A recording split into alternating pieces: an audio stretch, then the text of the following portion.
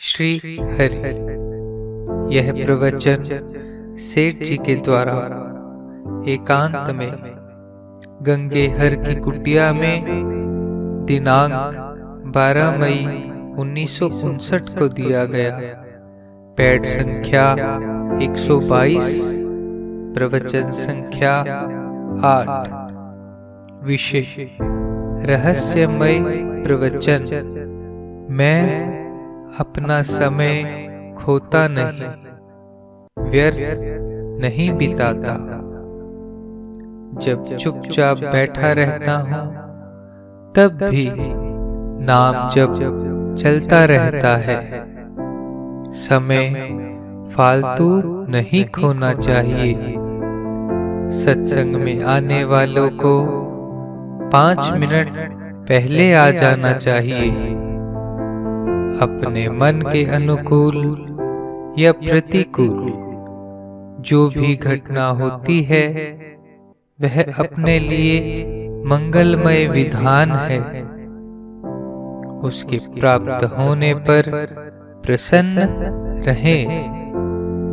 प्रभु मंगल करने वाले हैं, अनिष्ट तो वे करते ही नहीं।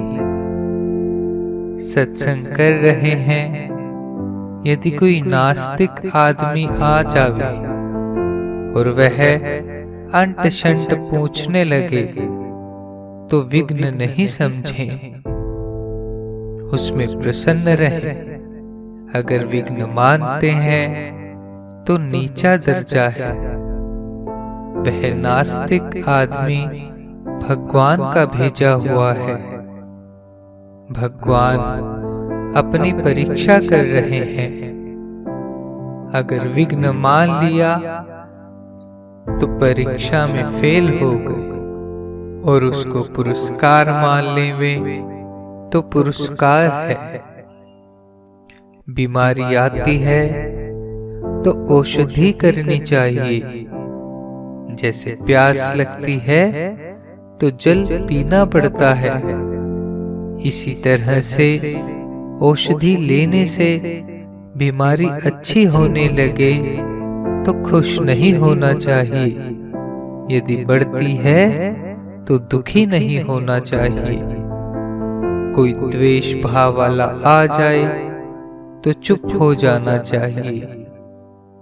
मन की अनुकूलता में उतनी शिक्षा नहीं मिलती है जितनी प्रतिकूलता में मिलती है। प्रतिकूलता में द्वेष, क्रोध, कंपटीशन आदि नहीं होवे तो यह उत्तम बात है। क्रोधित होने की स्थिति आपके पास नहीं आई और आपको क्रोध भी नहीं आया तो उससे क्या पता चले कि आपने क्रोध जीत लिया कि नहीं। क्रोध की स्थिति आने पर क्रोध नहीं होवे तब पता चले। भगवान की दया को इतनी छोटी बना दी कि स्त्री, पुत्र, धन में ही लगा दिया, यानी इनकी पूर्ति हो तब मानते हैं कि भगवान की दया है। यह दया आत्म कल्याण करने वाली नहीं है। इनमें समता रहनी चाहिए, यानी ये वस्तुएं मिले या न मिले, सम रहे। यदि इनमें ही दया मान ली तो डूब जाते हैं। भगवान की दया को सकाम भाव से मान ले तो नीचे गिरने की संभावना है। प्रतिकूलता में दया माने तो ऊंचा उठाने वाली है।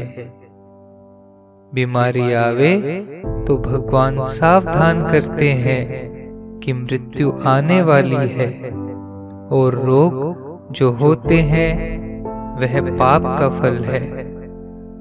आप बीमारी में असावधान होकर कैसे सोते हैं? अगर आप बीमारी को परम तप में घटा लें तो वह परम तप हो जाता है। मेरी बीमारी हुई तब मैंने शरीर में खोजा, उसमें भोक्ता नहीं मिला। प्रश्न, भगवत प्राप्ति जल्दी कैसे हो? उत्तर, भगवान गीता जी के अध्याय 9 श्लोक 30 में कहते हैं, जब भगवान कहते हैं तो मान ही लेना चाहिए, नहीं मानते हैं तो भगवान के वचनों में विश्वास कहाँ है? और आश्चर्य करना चाहिए कि ऐसा होता क्यों नहीं है। वैराग्य की तीव्रता राग द्वेष को खा जाती है और समता आनी उसका फल है। सार बात बतलाता हूँ। पहली बात, भक्ति या ज्ञान के नशे में चूर रहे, यह मालूम ही नहीं रहे कि संसार में क्या हो रहा है। दूसरी बात, भगवान का हृदय पुष्प से भी कोमल है और वज्र से भी कठोर। अश्रद्धालुओं के लिए वज्र से भी बढ़कर कठोर है और श्रद्धालु के लिए कोमल है। भगवान जब अवतार लेते हैं तब गीता अध्याय 4 श्लोक 8 में कहा है, परित्राणाय साधूनां विनाशाय च दुष्कृतां धर्म संस्थापनार्थाय संभवामि युगे युगे। अर्थात क्योंकि साधु पुरुषों का उद्धार करने के लिए और दूषित कर्म करने वालों का नाश करने के लिए तथा धर्म स्थापन करने के लिए युग युग में मैं प्रकट होता हूँ। माँ बाप गुरु आदि मारते हैं, दंड देते हैं, तब परम लाभ है। इसलिए भगवान ने महाभारत युद्ध में हथियार नहीं लिया, जिससे दुर्योधन आदि की मुक्ति नहीं हुई। जिनकी जैसी भावना होती है उसको उसी तरह से भगवान दिखते हैं। जाकी रही भावना जैसी, प्रभु मूर्ति देखी तिह तैसी। एक स्त्री है, वह शेर को, कामी को, विरक्त को, बच्चे को, भगवान के भक्त को, सबको अलग अलग दिखती है।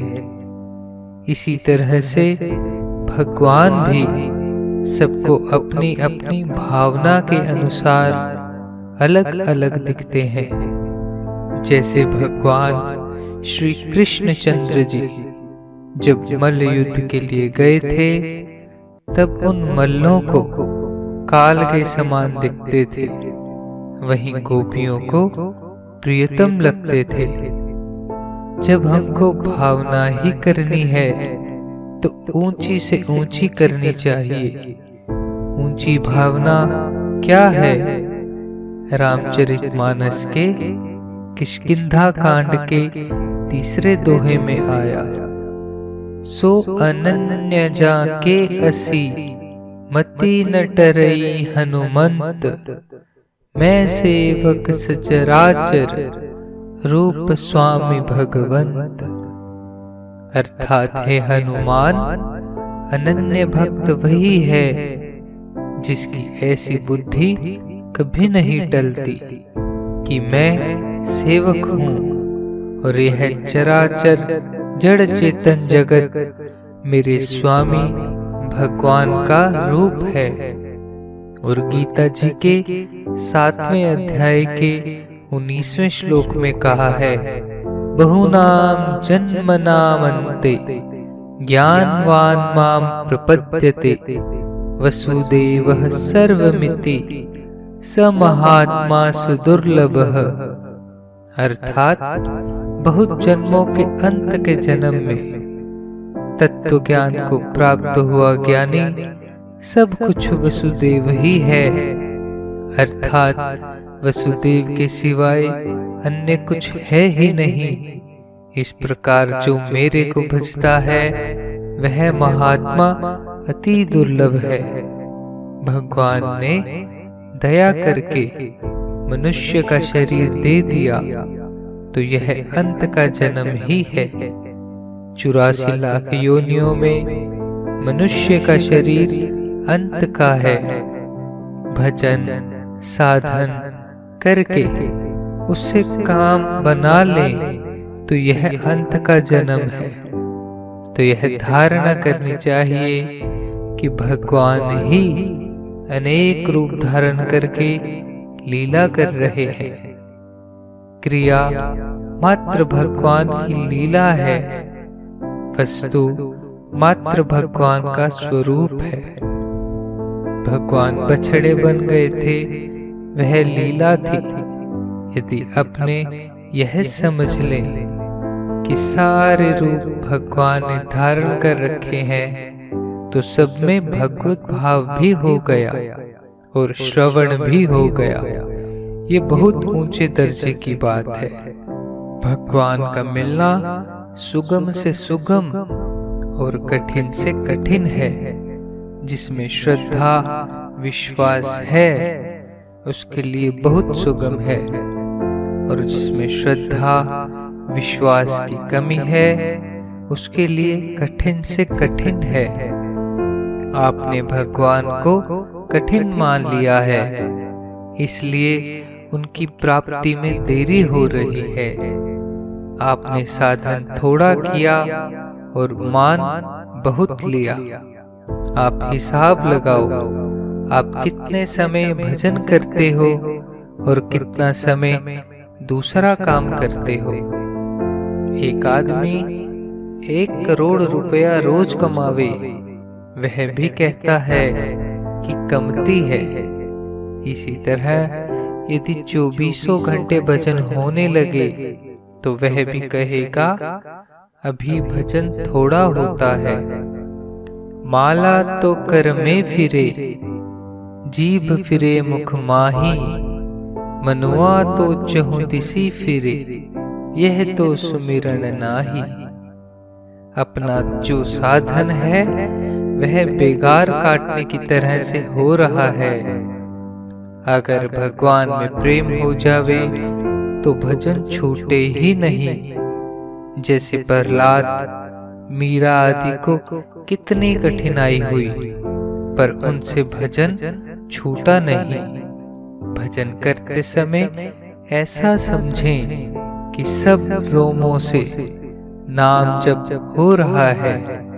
यह बात बहुत श्रद्धा प्रेम से भजन करे तब मालूम पड़ती है। भजन श्रद्धा विश्वास से करे।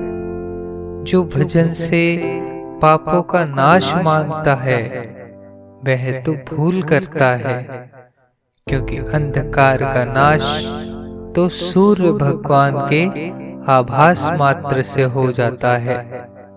कोई सूर्य भगवान से कहे कि हे सूर्य भगवान अंधकार का नाश कर दो, तो यह उसकी भूल है, क्योंकि सूर्य भगवान के आते ही अंधकार तो रहता ही नहीं। इसी तरह भगवान के स्मरण मात्र से ही पापों का नाश हो जाता है। भगवान के नाम की महिमा। एक गुरु ने अपने चेले को एक पत्थर देकर कहा कि इसकी कीमत पता करके लाओ, पर बेचना नहीं है। यह दृष्टांत आप लोगों के सुना हुआ ही है, पर पारस से संत श्रेष्ठ है। संतों से नाम जप श्रेष्ठ है, जिससे वे संत बने हैं।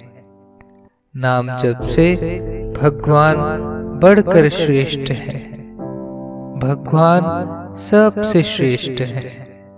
जो भगवान को सबसे श्रेष्ठ समझ लेता है वह उनको सब प्रकार से बचता है।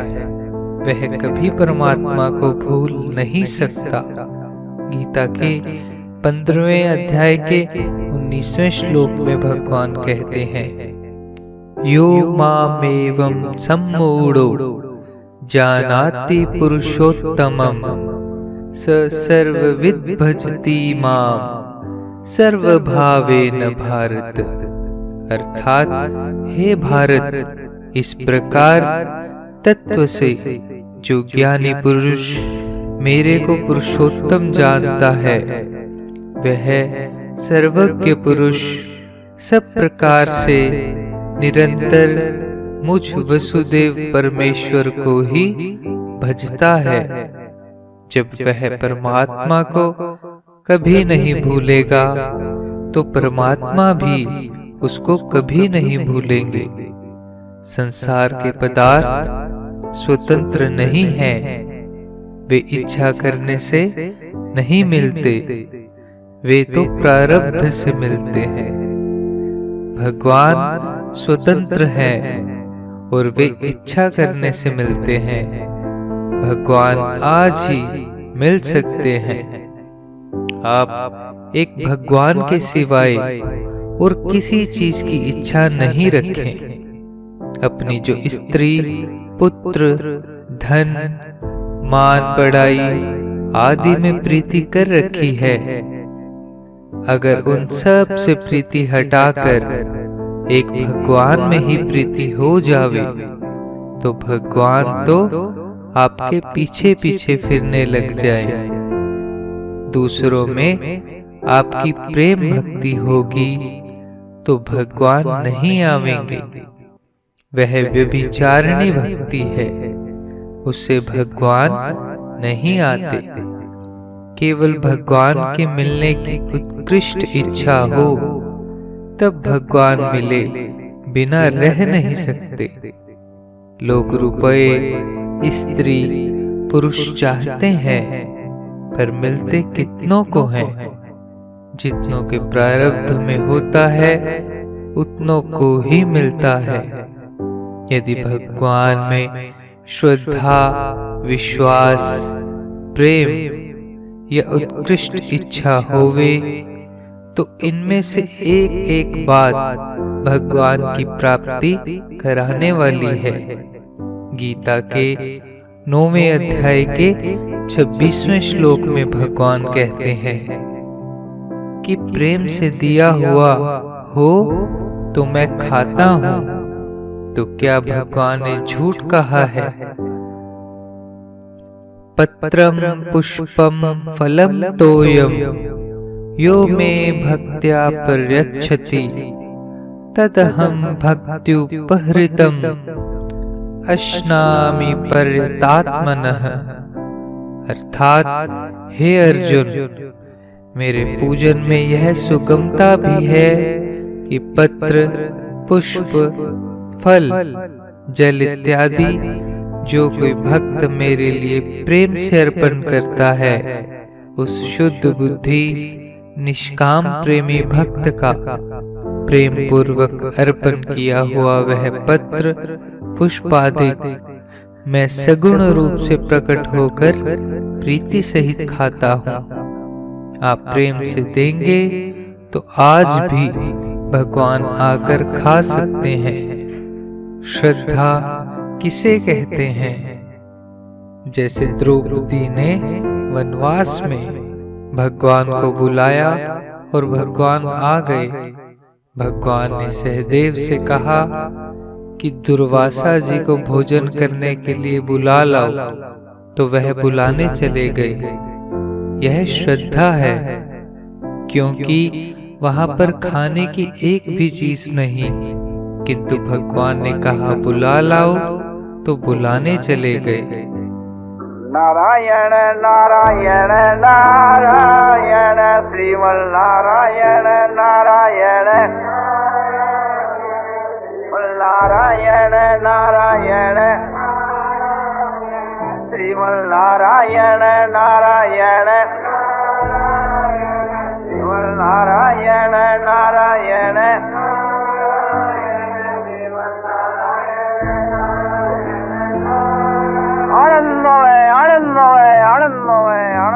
पूर्णानंद पूर्णानंद पारानंद शांतानंद अनानंद अचलानंद ध्रुवानंद नित्यानंद बोधस्वरूपानंद ज्ञानस्वरूपानंद आनंद ही आनंद आनंद ही आनंद आनंद ही आनंद शांति शांति शांति।